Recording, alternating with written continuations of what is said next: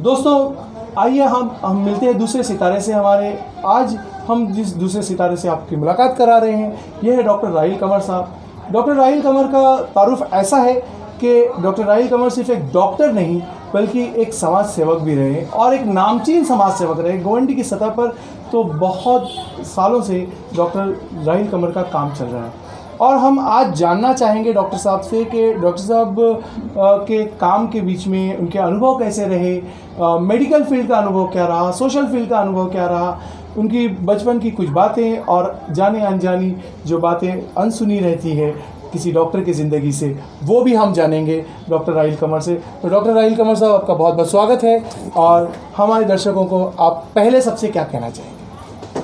सबसे पहले तो मैं ये कहना चाहूँगा कि जो लास्ट 1 ईयर से इस पेंडेमिक उससे हम जूझ रहे हैं और इस फील्ड में एज ए डॉक्टर मुझे कहने में कोई वो नहीं है कि जो डॉक्टर्स और जो social activist, police personal, health worker, जितने सारे लोग इस फील्ड में लोगों की खिदमत करते हुए, लोगों की सेवा करते हुए अपनी जानें गंवाई हैं, सबसे पहले हार्टफेल्ट कंडोलेंस उनको मैं देना चाहूँगा। उनके परिवार के साथ में उनके सुख दुख में हम डॉक्टर्स बिरादरी, सोशल एक्टिविस्ट सब शामिल हैं और इस जो पेंडेमिक का दौर चल रहा है अभी ख़त्म नहीं हुआ, अभी सेकंड वेव से हम जूझ रहे हैं। तो जितनी गाइडलाइंस, जिस तरीके का प्रिकॉशन लोगों को डॉक्टर से, मीडिया से, time to time family doctor से मिलता रहता है, उसको फॉलो करने की ज़रूरत है और पैनिक होने से कुछ नहीं होगा। सिंपल है, आप थोड़ा सा प्रिकॉशन लेंगे, थोड़ा एहतियात करेंगे, अपने आप को मेडिकल गाइडलाइन पे चलाएंगे तो ये पेंडेमिक आपकी कुछ नहीं बिगाड़ सकती। ये तो जो मेरा मैसेज था लोगों के लिए और जो दुनिया से जा चुके हैं उनके लिए, और सबसे ज़्यादा और दिल से मैं ये चैनल और सज्जाद मापारी जी जो एक प्रोफेसर हैं, जो इस फील्ड में सोशल एक्टिविटी में मैं इनको तकरीबन 20 सालों से जान रहा हूँ कि किस तरीके से लोगों के लिए बेटरमेंट के लिए वर्क करते हैं। मैं उनका थैंक्स कहता हूँ और आगे के लिए भी उम्मीद करता हूँ कि एरिया के लिए, इस गोवंडी एरिया, शिवाजी नगर एरिया में जहाँ मैं प्रैक्टिस कर रहा हूँ, इस एरिया के लिए अपना योगदान कंटिन्यू रखेंगे, ये ऐसा मुझे उम्मीद है, पूरा यकीन है। शुक्रिया डॉक्टर। अब हम चलते हैं अब कुछ सवालों के सिलसिले पर। ऐसा है कि डॉक्टर साहब आपकी जो खिदमत है वो मेडिकल डॉक्टर के तौर पे तो है ही, कई वर्षों से है, लगभग पिछले 30 सालों से आप जो मेडिकल प्रैक्टिस भी कर रहे हैं। इसके अलावा एज अ सोशल एक्टिविस्ट और एक सुलझी हुई शख्सियत के तौर पे लोग आपको जानते हैं। कई बार ऐसा मैंने देखा है कि जब कोई ऐसी मुसीबत आ जाती है या कोई मुश्किल घड़ी आ जाती है, किसी की फैमिली से हो, कोई मेडिकल इमरजेंसी हो, लीगल इमरजेंसी हो, तो लोग एक सहारा ढूंढते हैं और वो सहारा डॉक्टर राहील कंवर होते हैं। तो डॉक्टर साहब सबसे पहले आप ये बताइए कि मेडिकल फील्ड में काम करते हुए शिवाजी नगर गोवंडी के इलाके में, आपने तो खैर ट्रॉम्बे के इलाके में पूरा काम किया है, तो उसमें मेडिकल फील्ड में काम करने का आपका अनुभव कैसा रहा और क्या तकलीफ़ें लोग झेलते हैं? मेडिकल फील्ड का अनुभव ये है कि जब मैं 95-96 से मैंने यहाँ पे प्रैक्टिस शुरू किया तो उस टाइम डॉक्टर्स भी यहाँ पे काफ़ी कम थे और आबादी भी कम थी। ग्रेजुअली ये सब बढ़ती गई और एक हमारी एसोसिएशन थी, गोवंडी मेडिकल एसोसिएशन, जो डॉक्टर के बेटरमेंट्स के लिए, डॉक्टर के प्रॉब्लम्स के लिए वर्क करती थी। तो कुछ ऐसे सिचुएशंस क्रिएट हुए, कुछ आगे चल के ऐसे एक्टिव होना पड़ा मुझे और उसमें कुछ ऐसे हालात बने कि हमको इंटायर ट्रॉम्बे को कवर करके लेके चलना पड़ा और उसका लोगों का प्यार है कि मुझे ट्रॉम्बे मेडिकल एसोसिएशन का प्रेसिडेंट बनाया लोगों ने और बहुत सारे इश्यूज़ आए। किसी को डेथ सर्टिफिकेट का इशू आता था कि कोई पेशेंट रेगुलर किसी डॉक्टर का नहीं होते हुए आके इंसिस्ट करता था कि डेथ सर्टिफिकेट दो, तो डॉक्टर को प्रॉब्लम आती थी कि किस तरीके से सर्टिफिकेट वो इशू करे विदाउट नोइंग प्रॉपर काज। और उसके अलावा ये स्लम एरिया है और स्लम एरिया में यहाँ पे बैड एलिमेंट्स और ड्रग्स एडिक्ट्स, ड्रग्स पेडलर्स, इनकी भरमार हुआ करती थी। तो इस तरीके से हमारे बहुत सारे डॉक्टरों को ये सारी क्राइसिस फेस करनी पड़ी बहुत सारे मौके पे। कभी डायरेक्ट सेल्फ इंजरी करके आ जाना, ड्रेसिंग करो, ये करो, वो करो। तो फिर एक ब्रॉड लेवल पे हम लोगों ने एक गेट टुगेदर किया और एक ऑर्गेनाइजेशन जो ट्रॉम्बे मेडिकल एसोसिएशन बनाया, उसमें सारे लोग जो आज की हमारी यूएमए है, ये सारे जो हमारे जूनियर्स हैं, जो हमारे रहे, ये हमारे नेक टू नेक हमारे रहे और सब चीज़ को हमने कवर किया। विदिन 15 मिनट्स अगर किसी के यहाँ कोई मामला होता है तो हम पूरे डॉक्टर्स वहाँ पहुँच के उसको सॉर्ट आउट करते। पॉलिटिकली हमको हेल्थ सेक्टर की ज़रूरत होती, हम हेल्थ मिनिस्टर से या अपना बीएमसी में एडिशनल कमिश्नर जो हेल्थ देखते हैं उनके पास में अपनी ग्रीवांसेस लेके जाना, सारी बातें बताना, ये सारी चीज़ें हम टाइम टू टाइम करते रहें।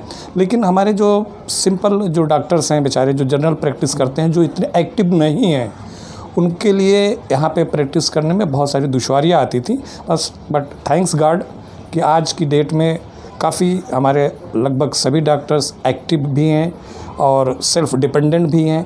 और इस बीच में हमारी ट्रॉम्बे मेडिकल प्रैक्टिशनर एसोसिएशन जो एरिया 2 पार्ट में डिवाइड हुआ, एक अणुशक्ति नगर हो गया, एक शिवाजी नगर मानखुर्द हो गया। तो फिर हमारे टीम के हमारे लोगों ने ही यूनाइटेड मेडिकल एसोसिएशन फ्रेम किया, जिसमें टैलेंटेड डॉक्टर्स की वो हैं। मैंने अपने आप को थोड़ा सा वहाँ से इसलिए कि अब यंग जनरेशन को भी टाइम देना चाहिए, चांस देना चाहिए, और लोगों ने बढ़ चढ़ के काम किया और टाइम टू टाइम। डॉक्टर साहब, ये भी इसमें सवाल उठता है कि जो मेडिकल एसोसिएशन होती है, जो स्पेशली मेंट फॉर डॉक्टर्स और मेडिकोस की जो एसोसिएशन होती है, ये हम तो कई जगहों पर मुख्तलिफ सुनते हैं, एरिया वाइज होती है, कहीं कुर्ला मेडिकल एसोसिएशन, कहीं गोवंडी मेडिकल एसोसिएशन, या फिर यूनाइटेड मेडिकल एसोसिएशन, और कई इलाकों में मेडिकल एसोसिएशन है। जनरली मेडिकल एसोसिएशन जो बनाने का डॉक्टर्स का जो ख्याल है, क्या ये ट्रेड यूनियन है?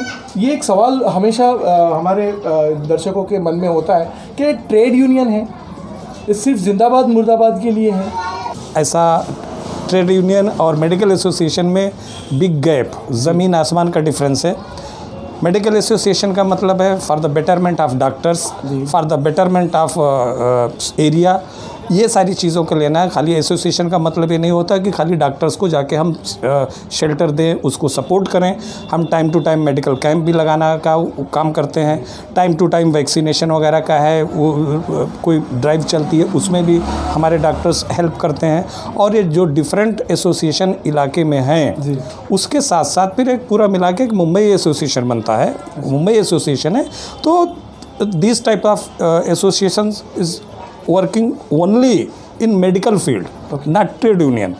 उसमें जैसे जॉब क्रिएशन का मामला है, और यूनानी और आयुर्वेदिक में कुछ भेदभाव की बात होती थी, तो हमारी जो इम्पा बॉडी है, जो मुंबई लेवल की बॉडी है, वो वर्क करती है। आज हम इतना करके आज आयुष में, आज इस पेंडेमिक में जिस तरीके से आयुर्वेदिक डॉक्टर्स को चांस दिया गया, उसी तरीके से यूनानी डॉक्टर्स को भी नेक टू नेक काम करने का मौका दिया गया। और अल्लाह का फजल है कि बहुत सारे हमारे यूनानी BOMS डॉक्टर्स ये इस फील्ड में, इस पेंडेमिक में अपना योगदान दे रहे हैं और अच्छे से दे रहे हैं, एक गाइडलाइन के तहत, एक उसके तहत। तो ये मकसद होता है। और जो इस एसोसिएशन के ऊपर या इस डॉक्टर्स के ऊपर, अभी एक सिंपल एग्जांपल मैं दूंगा कि 2008 से पहले आए दिन डॉक्टर्स पे हॉस्पिटल्स में अटैक होते थे, असॉल्ट होता था, हाथापाई के साथ साथ इवन असॉल्ट भी हो जाता था। तो इस चीज़ को जो हमारी इम्पा है, जो हमारी Govandi medical, that time Govandi medical association थी, late Subhash Thakur was our president and Salim Mirza was our general secretary, और आई वाज आल्सो देयर। तो उसमें IMA ने, इंडियन मेडिकल एसोसिएशन ने हमको पर्सनली कांटेक्ट किया कि we the doctors, whether Unani, whether Ayurveda, whether homeopathic, whether allopath, तो we should get together, unite together and fight against these things. तो उसमें एक 10 अक्टूबर 2008 को एक जो है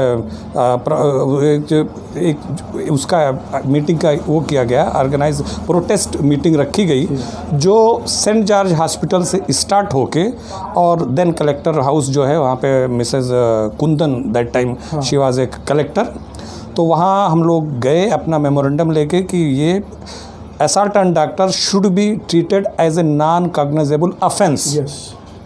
ये हमारी मेमोरेंडम थी। और थैंक्स गॉड मैं अपने आप को लकी मानता हूँ कि जो हमारे यहाँ के डॉक्टर्स और भी जो मुंबई के डॉक्टर्स जिन्होंने मुझे अप्रिशिएट किया, और ओनली 5 मेंबर्स डॉक्टर्स को कलेक्टर ने अंदर आने के मेमोरेंडम दे के मीटिंग के लिए बात किया। उन 5 में आई वाज आल्सो देयर।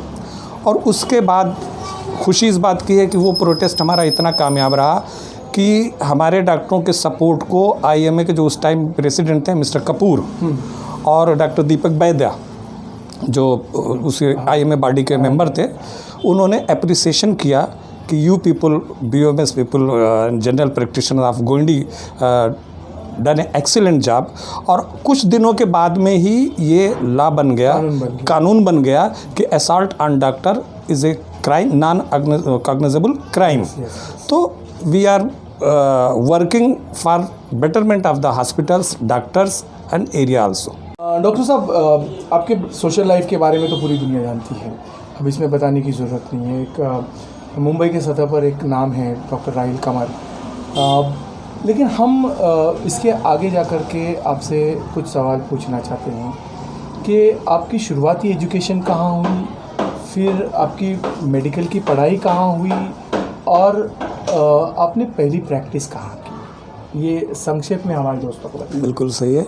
मैं एक यूपी के एक बलरामपुर डिस्ट्रिक्ट के एक गांव से बिलोंग करता हूं, और वहीं पे प्राइमरी एजुकेशन मेरी गांव में हुई। और चूँकि एजुकेटेड ख़ानदान फैमिली होने के नाते एक एक्स्ट्रा बर्डन होता था पढ़ाई का। तो हाँ, कभी कभी होमवर्क कंप्लीट नहीं होने पे टीचर के साथ साथ पेरेंट्स और अंकल और कज़िन उन लोगों से भी डांट सुनने को मिलती थी। बहरहाल प्राइमरी स्कूल करने के बाद वहीं बगल में हमारे टाउन है उतरौला सिटी, वहाँ से हमने 10th किया। वहाँ पे भी काफ़ी अच्छा एक्सपीरियंस रहा। वहाँ भी सबसे बड़ा मसला था कि घर के ही 3-4 लेक्चरर हुआ करते थे, तो ज़्यादा मस्ती भी मौका नहीं मिलता था। चांस देख के ही मौके पे चौका मारना पड़ता था। उसके बाद फिर मैं बलरामपुर जो हमारा डिस्ट्रिक्ट हेडक्वार्टर है HSC मैंने वहाँ से किया। तो वहाँ से थोड़ा सा यूनियन का चिस्का लगना शुरू हुआ, स्टूडेंट्स यूनियन का। तो वहाँ पहले क्लास रिप्रेजेंटेटिव बना। उसके बाद क्रिकेट टीम में भी सिलेक्शन हुआ, क्रिकेट शुरू किया। तो वहाँ से करने के बाद में निकल के फिर मैं 1 साल अलीगढ़ था, वहाँ PUC किया। PUC के बाद में फिर मेरे कुछ सीनियर्स जो जोधपुर ऑलरेडी पहुँच चुके थे BOMS करने के लिए, और उन लोगों का सजेशन आया मुझे कि यहाँ आ जाओ। और जब मेडिकल में जाना ही है, मेडिकल ही एक धुन में। अब इस बीच में 12th के बाद मैंने CPMT ट्राई किया था, तो उसमें क्लियर नहीं हुआ। तो लेकिन तब ख्वाब था MBBS करना है, तो मैंने लखनऊ में BOMS में एडमिशन ना लेके अलीगढ़ प्रेफरेंस दिया। तो जब जोधपुर वाला ऑफ़र आया मेरे पास, तो मैंने पहली फुर्सत में एक्सेप्ट किया और वहाँ गया। तो वहाँ काफ़ी मतलब फेमिलियर एटमॉस्फेयर मुझे मिला। ऑलरेडी आपके दोस्त, ऑलरेडी मेरे सीनियर्स, मेरे नोन पर्सन वहाँ मौजूद थे। हो गया, एडमिशन हो गया, सेशन स्टार्ट हो गया। सेशन स्टार्ट होने के बाद में जब वो दिन आते हैं जो इंट्रोडक्शन, जो रैगिंग हुआ करती थी कॉलेज के ज़माने में, तो हमारे कॉलेज में तकरीबन 50 से 55 स्टूडेंट्स कश्मीर से हुआ करते थे। डिफरेंट पार्ट ऑफ इंडिया से तो थे ही, लेकिन कश्मीर से ज़्यादा थे जी। तकरीबन 50-55 थे ऑलमोस्ट। तो मैं उस टाइम मुझे 12th से ही पान की आदत शुरू हो गई थी। बड़ी लंबी कहानी हो जाएगी, बट इतना इन शॉर्ट बता दूं कि मेरे क्लास टीचर ने मुझे पान खाने की शुरुआत करवाई थी। ये बड़ी लंबी स्टोरी है। तो इत्तेफाक से मुझे ये नहीं पता था कि आज का मेरा नंबर है इंट्रोडक्शन उसमें। अब कॉमन हॉल में सब बैठे हुए थे सीनियर्स हमारे, और मैं नीचे कैंटीन से चाय वगैरह पी के पान रख के और बुला लिया गया। तो जैसे मैं अंदर गया तो एक कश्मीरी हमारे सीनियर्स थे, उन्होंने ज़ोर से व्हाट इज़ दिस, तो हमने कहा पान है सर, सिंपल वे में, क्योंकि रैगिंग कभी फेस किया नहीं था। बिल्कुल। तो मैं बहरहाल, उन्होंने कहा कि थूक के, मैं मुंह साफ़ करके गया। तो पनिशमेंट मुझे ये मिली कि ब्लैक बोर्ड पे नाक लगा के मुझे ऑलमोस्ट 45 मिनट्स मुझे, और बाकी लोगों की जब तक रैगिंग होती रही तो ये मैं लगा के रहा। उसके बाद में जब मैं हॉस्टल में आया तो मुझे 2-3 दिन तक फीवर आया। इतना एक्सर्शन हो गया मुझे ऐसा नाक लगा के उस पर करने के बाद। तो उन्हीं सीनियर्स जिन्होंने मुझे पनिश किया था उनको ही फिक्र होने लगी कि 3 दिन से कहाँ है जी। तो मेरा पता चला, खैर आया मैं। तो फर्स्ट ईयर क्रॉस होने के बाद में जब फर्स्ट ईयर निकलता है प्रोफेसर साहब सज्जाद मापारी जी, तो एक अलग जुनून होता है कि अब हमारे जूनियर आएंगे, हम उनकी रैगिंग करेंगे। तो वो सिलसिला शुरू हुआ। तो वहाँ पे काफ़ी अच्छा मामला रहा, काफ़ी एक्टिव, जब तक मेरे क्लासमेट भी मेरे अच्छे वो हो गए। वहाँ भी हाँ स्टूडेंट यूनियन का सिलसिला शुरू हुआ, तो क्लास रिप्रेजेंटेटिव वोटिंग से हुआ जी। और वोटिंग में मैं 45 स्टूडेंट्स में ऑलमोस्ट 27-28 वोट्स मुझे करके मैं क्लास रिप्रेजेंटेटिव बना। तो यूनियन के ऑफिस में भी आना जाना शुरू हो गया, थोड़ा फेमिलियर हो गया। तो जब फर्स्ट टाइम इंट्रोडक्शन जूनियर को लेके हम बैठे तो हमको हमारे दिन याद आ रहे थे कि कितना मज़ा था। Now I am senior. तो उसमें एक उस बंदे का नाम डिस्क्लोज़ नहीं करूँगा मैं, मेरा जूनियर था, उसकी बातें उसकी यादें तो शायद लाइफ टाइम तक रहेंगी। उसने कुछ ऐसे जवाब दिए सवालों के कि अनएक्सपेक्टेड तो उसको एक जगह पे मतलब इतना डल नहीं, नर्वस था जी। तो नर्वस होने के साथ साथ उसका किसी ने कहा कि अच्छा कुछ ने तो गधे की आवाज़ निकाल सकता है क्या? तो अच्छा, हाँ रैगिंग वाला सवाल। तो कुछ देर तो खामोश रहा, तो फिर किसी ने डांटा। भाई सीनियर, अब जो स्पेशली फर्स्ट ईयर वाले सीनियर जो थे वो तो एकदम से बादशाह थे कि भाई हम सीनियर में बैठे हैं जी। तो बेचारे ने निकाला जो आवाज़ अपने इसमें जी। तो उस दिन के बाद से उसका निकनेम हम लोगों ने, मतलब उसी की आवाज़ से जो सीपो निकालते हैं तो उसका नाम ही रख दिया, निकनेम करके बुलाते थे उसको। बहरहाल उसके बाद फिर स्टूडेंट यूनियन का सिलसिला शुरू हुआ, इलेक्शन हुआ तो मैं जॉइंट सेक्रेटरी बना। जॉइंट सेक्रेटरी के बाद फिर जनरल सेक्रेटरी बना, फिर 4th ईयर में पहुंचा तो प्रेसिडेंट। 4th ईयर और फाइनल ईयर में मैं प्रेसिडेंट रहा स्टूडेंट यूनियन का। तो हमारे कॉलेज का कुछ अफिलेशन का मामला था, कुछ और भी ऐसे मामला होते थे। तो हमारी यूनिवर्सिटी चूँकि जयपुर में थी, राजस्थान यूनिवर्सिटी, कॉलेज हमारा जोधपुर में था, तो अक्सर स्टूडेंट यूनियन के उस पर जाते थे, वो करते थे। और वो 7 से 8 साल हम थे वहाँ पे।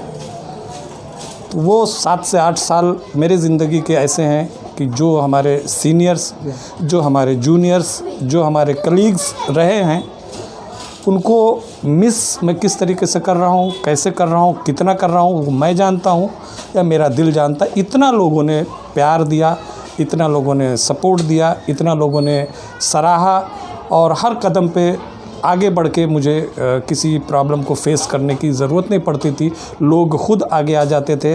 उसमें एक यूँ कह लीजिए कि वो जो टाइम था गोल्डन एरा जी, वो हमारे स्टूडेंट जो आज भी बहुत सारे लोग जोधपुर में मौजूद हैं, तो थोड़ा व्हाट्सअप ज्वाइन कर लिया मैंने। अब उन लोगों के बीच में रहता तो कुछ हद तक मुझे ऐसा लगता है कि मैं वापस जोधपुर में पहुंच गया हूं। पुराने दिन की यादें ताज़ा हो जाती हैं। पहली प्रैक्टिस आपकी कैसी रही?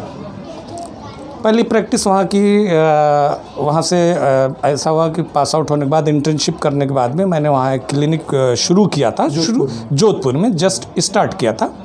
हमारे सीनियर्स ने कहा कि फाइनल ईयर हो गया है, इंटर्नशिप हो गई, कर लो। तो अनफॉर्चुनेटली मदर का मेरे ओपन हार्ट सर्जरी था 94 में, तो यहाँ मुझे आना हो गया और सर्जरी करवाने के बाद में शी इज़ नो मोर, तो उसमें चली गई, तो मुझे वापस यहाँ आना पड़ा। वरना जो वहाँ का माहौल था, जो मेरा वर्क था और जो मेरा टचेस थे यूनिवर्सिटी का, मेडिकल कॉलेज का और कॉमन लोगों का एक्टिविटीज़ के थ्रू, तो ये था कि शायद मैं यहाँ सेटल होके फिर ऑफिशियली पॉलिटिक्स ज्वाइन करके, और मैं शायद आज अगर वहाँ होता तो शायद एमएलए या और कोई कुछ उसमें रहता, लोगों का जितना प्यार मुझे मिला। तो मदर के डेथ की वजह से मुझे मुंबई आना पड़ा, और मुंबई आने के बाद में गोविंदी शिवाजी नगर में मैंने 95-96 में प्रैक्टिस शुरू किया। तो डे फर्स्ट से ही लोगों ने अच्छा वो दिया, अप्रिशिएट किया, लोग आने लगे, काफ़ी रश होने लगी, काफ़ी गैदरिंग होने लगी मेरे प्रैक्टिस में, काफ़ी माशाल्लाह लोगों को रिज़ल्ट मिला। शिफा अल्लाह देने वाला है, शिफा उसके थ्रू मिलता रहा। लेकिन फिर वही अल्टीमेटली स्टूडेंट यूनियन का जो चिप था पॉलिटिकल और उसका, वो यहाँ भी आया। फिर आप तो जानते हो कि फिर पॉलिटिक्स में एंट्री किया लोगों के साथ में, फिर संजय भाऊ के साथ में, फिर और भी एमएलएज के साथ में, और इस तरीके का सिलसिला चलता रहा। 96 से लेके आज तक आपकी कर्म भूमि जो है वो गोवंडी ऑलमोस्ट बिल्कुल ये कर्म भूमि है, और जो मेरी मतलब यादगार भूमि है वो जोधपुर है। डॉक्टर साहब, हम ये जानना चाहते हैं कि आप 30 साल से लगभग यहाँ पे प्रैक्टिस कर रहे हैं, तो यहाँ इस गोवंडी शिवाजी नगर के अंदर, बैगनवाड़ी के अंदर जो आपका कर्म भूमि है, तो ये इलाके में ऐसी कौन सी डिसीज़ेस हैं, ऐसी कौन सी बीमारियां हैं जो बड़ी कॉमनली आपने देखी है, और उनकी वजह क्या है? इस एरिया में जब से मैं 95-96 से यहाँ प्रैक्टिस मैंने शुरू किया, तो यहाँ जो सीजनल डिजीज़ेज़ हैं वो तो कंटिन्यू होती हैं, लेकिन जो मेन एरिया की आपने पूछा उस हिसाब में ट्यूबरकुलोसिस, अस्थमा और स्किन इन्फेक्शन, और ये सारी चीज़ों का कारण जो एक huge dumping ground Govindi Shivaji Nagar में है, उसका कुछ इफ़ेक्ट है उस पर, और कुछ माल न्यूट्रिशन का है, पुअर हाइजीन का है, और सबसे बड़ी वजह है कि जो बीएमसी गवर्नमेंट के हॉस्पिटल से एंटी कॉक्स जो कैंपेन चलता है, उसमें जो ट्रीटमेंट लोग लेते हैं, तो फुल ट्रीटमेंट नहीं लेके बीच में छोड़ते हैं, तो रिकरेंट उनको होता है। इसका मतलब ये है कि हम दर्शकों को ये मैसेज दें कि आपका अगर कॉक्स जैसी बीमारियों का ट्रीटमेंट चल रहा हो, तो वो पूरी तरीके से जब तक कि कॉक्स ख़त्म ना हो जाए, Exactly. तब तक आपको ट्रीटमेंट लेना चाहिए। ये एक मैसेज है डॉक्टर राहिल कमर साहब की तरफ से आपको। और अब हम ये भी जानना चाहेंगे डॉक्टर साहब कि जो ये पेंडेमिक चला, अभी कोविड-19 का पेंडेमिक चला, इसमें आप और आप जैसे जो अन्य डॉक्टर्स थे, इन्होंने गोवंडी के लोगों के लिए खिदमत को कैसे अंजाम दिया?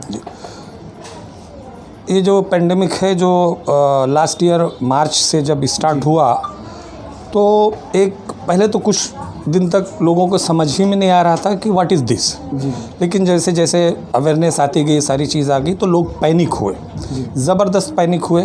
और स्पेशली डॉक्टर्स, हमारे जनरल प्रैक्टिशनर्स और कंसल्टेंट, इवन कंसल्टेंट, इन लोगों ने इसका ट्रांसमिशन मैन टू मैन होता है और इस तरीके से होता है, इसलिए एरिया पूरा ऑलमोस्ट खाली हो गया। कुछ जनरल प्रैक्टिशनर्स बचे, कुछ कंसल्टेंट बचे जो आके अपनी वो करते थे, जिनके यहाँ बहुत ओवर क्राउड हो जाता था।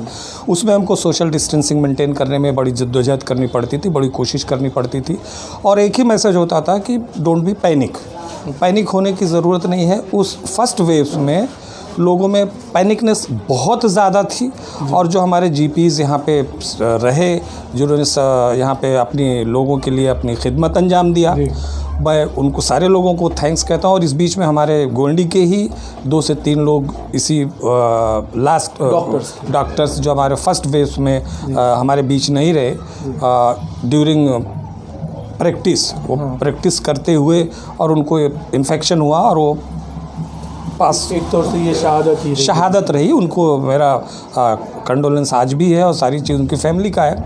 और जो सेकंड वेव्स आई है ये जब से, तो सेकंड वेव्स में ये फर्स्ट वेव के कंपैरिजन में ज़्यादा फैटिक है, ज़्यादा ख़तरनाक है। लेकिन फर्स्ट वेव में लोग पैनिक ज़्यादा थे और केयरफुल ज़्यादा होते थे, और सेकंड वेव में लोगों को जैसे एक रेजिस्टेंस डेवलप हो जाता है, तो फर्स्ट वेव का रेजिस्टेंस डेवलप होने की वजह से तो इसको कुछ लोगों ने हल्के में लेने की कोशिश किया। लेकिन हमने भी, डॉक्टर्स ने भी, चाहे वो फैमिली डॉक्टर्स हों, चाहे हॉस्पिटल्स के डॉक्टर्स हों, कैंप के थ्रू पैम्पलेट के थ्रू इसमें अवेयरनेस लाते रहे। और सबसे बड़ा एक फीडबैक हमको जहन में बिठाया कि ये ऐसा कुछ भी नहीं है। 95% लोग सिम्टोमेटिक होके, एसिम्टोमेटिक होके लोकल अपने फिजिशियन से ट्रीटमेंट करके क्योर हो सकते हैं। ज़्यादा वो करने की ज़रूरत नहीं, but precaution should be must. तो ये रहा अभी कोविड का सिचुएशन। अब ऐसा है कि जो प्रिकॉशन बताई जाती है उन सारों को अगर फॉलो करें तो अब इतनी डरने की ज़रूरत मुझे तो नहीं लगता कि अब ऐसी है। एग्जैक्टली, बिल्कुल सही आपने कहा। जो पैनिक सिचुएशन से आपने बाहर आने की बात भाई बिल्कुल, पैनिक सिचुएशन से बाहर आने के उसमें जो है, इसके साथ साथ अगर प्रिकॉशंस भी मेंटेन रखा जाए तो मैं नहीं समझता हूँ कि ये इस कोविड-19 से बहुत ज़्यादा घबराने की, डरने की ज़रूरत है। प्रॉपर टाइम पे थोड़ा भी कॉम्प्लिकेशन नज़र आए, थोड़ा भी वो दिखे तो डॉक्टर को अपने कांटेक्ट करना चाहिए, डॉक्टर की गाइडलाइन को फॉलो करना चाहिए, ट्रीटमेंट करना चाहिए। और इंस्ट्रक्शन जो सोशल डिस्टेंसिंग का है, हैंड सैनिटाइजिंग का है, प्रॉपर फूड लेने का है और इम्यूनिटी मेंटेन रखने की ज़रूरत है, विटामिन और रिच डाइट लेने की ज़रूरत है। तो ये सारी चीज़ें अगर किया जाए प्रॉपर तरीके से तो ऐसा कुछ पैनिक होने की ज़रूरत नहीं है मेरे हिसाब से। अदरवाइज़ अगर थोड़ी सी भी लापरवाही जिसने किया, इसको हल्के में लिया, प्रॉपर टाइम पे ट्रीटमेंट नहीं शुरू किया तो वो बिग प्राइस उनको पे करना पड़ता है, काफ़ी परेशानी में जाते हैं। अगर लंग्स पेनिट्रेट हो गया, लंग्स तक ये कोविड वायरस अगर पहुंच गया तो फिर उसके लिए हॉस्पिटल और आईसीयू के अलावा फिर कोई चांस नहीं बनता। सब ये जो कोविड महामारी चल रही है, इस दरमियान में आप लोगों ने बहुत काम किया, गोवंडी शिवाजीनगर के बहुत सारे जीपीज़ ने काम किया, कंसल्टेंट्स ने काम किया। इसमें अवेयरनेस का जो मैटर है और डॉक्टर्स के साथ बराबर कंसल्ट में रहने की बात है, इसमें सरकार किस तरीके की भूमिका कर रही है? सरकार की भूमिका ये है कि Maharashtra government is doing excellent job, no doubt. और सीएम हिमसेल्फ जनरल प्रैक्टिशनर्स और कंसल्टेंट सबकी अलग अलग कैटेगरी में मीटिंग लेते हैं। अभी 9 मई को एक जूम मीटिंग हुई थी जिसमें मैं खुद शामिल था। उसमें भी उनकी फ़िक्र यही है कि इसको मैक्सिमम लोगों तक पहुंचाया जाए, अवेयरनेस लाया जाए through local doctors, through family doctors, और इसमें उनका सहयोग हर तरीके से मिल रहा है। अगर हम लोगों को लगता है कि हाँ कुछ गवर्नमेंट की तरफ से करना चाहिए तो हमने सजेशन भी दिया है और भी नेक्स्ट टाइम फिर मीटिंग लेने वाले हैं।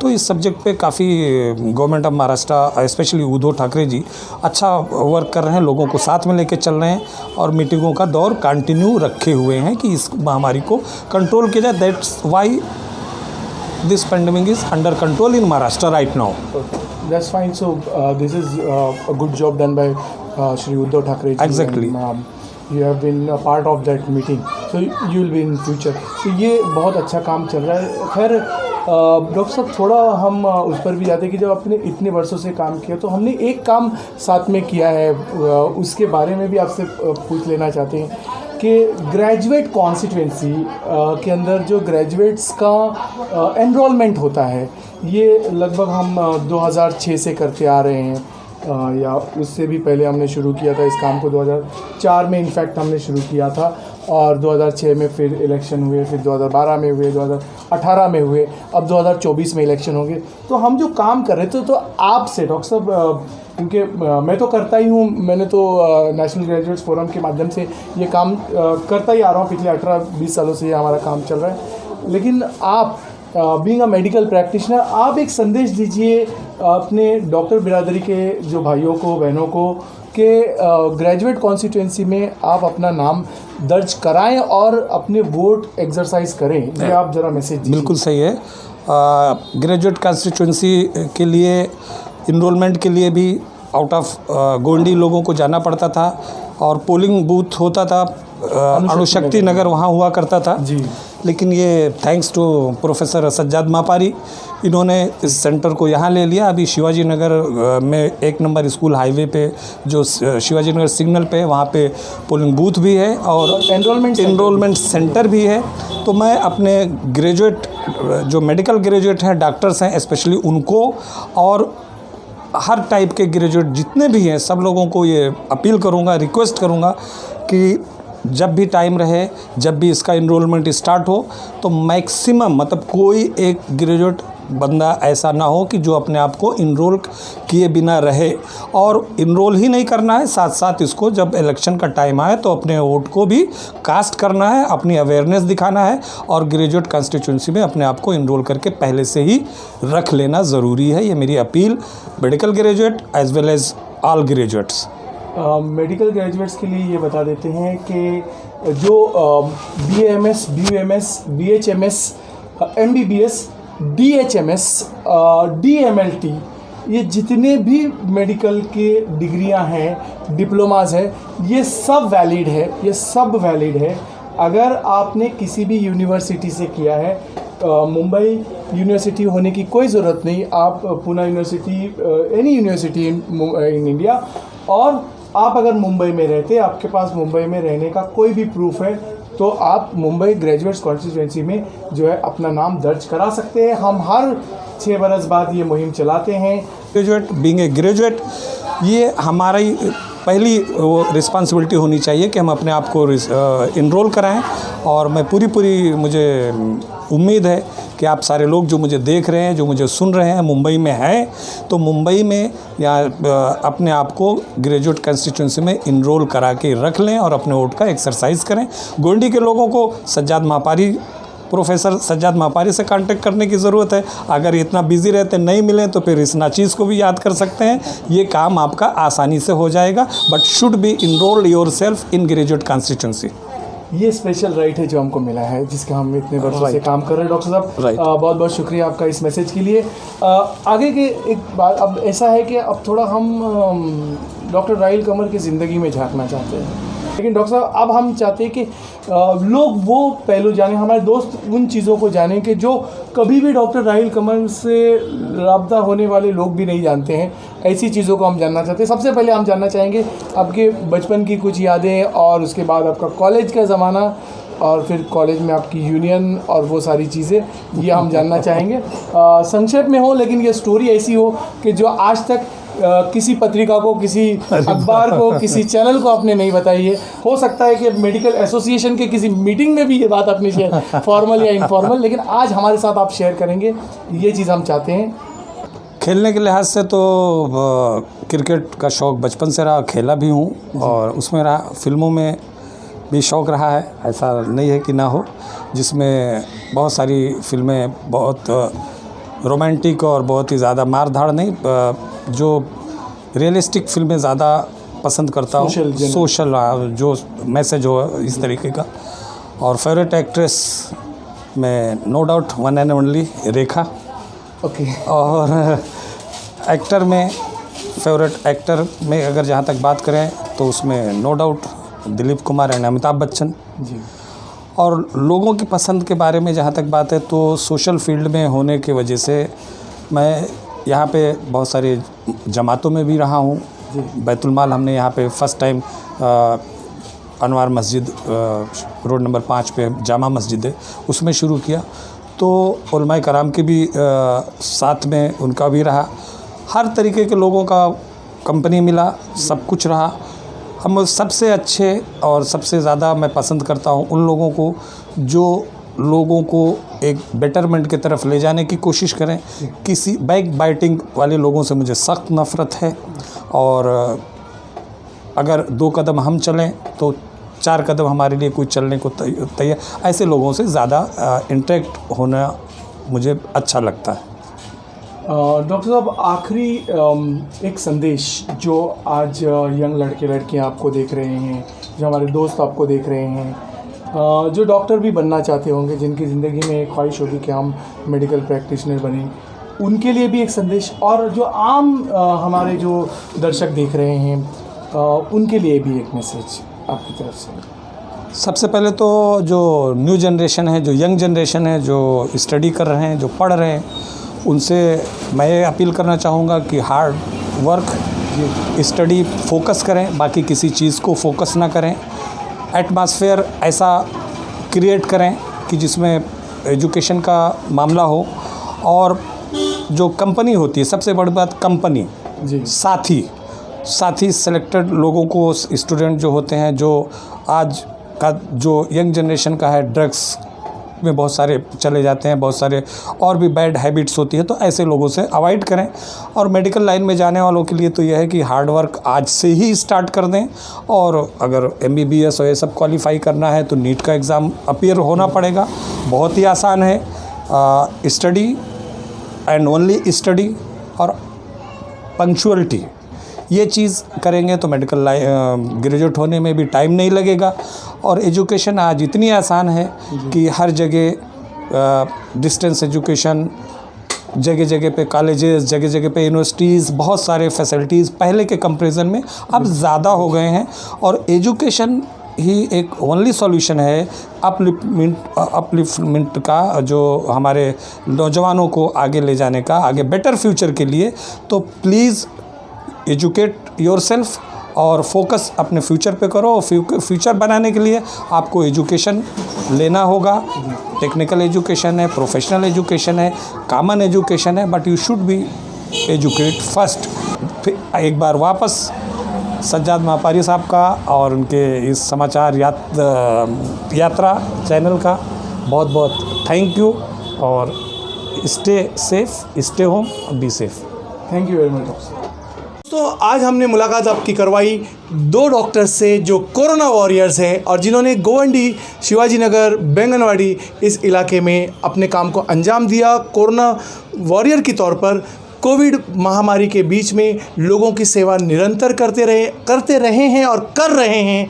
हम इन दोनों कोरोना वॉरियर्स का शुक्रिया अदा करते हैं कि आप लोग यहाँ पे शामिल हुए। हमारे सज्जाद के सितारे के इस एपिसोड में डॉक्टर एजाज़ अहमद और डॉक्टर राहिल कंवर साहब हमारे साथ रहे।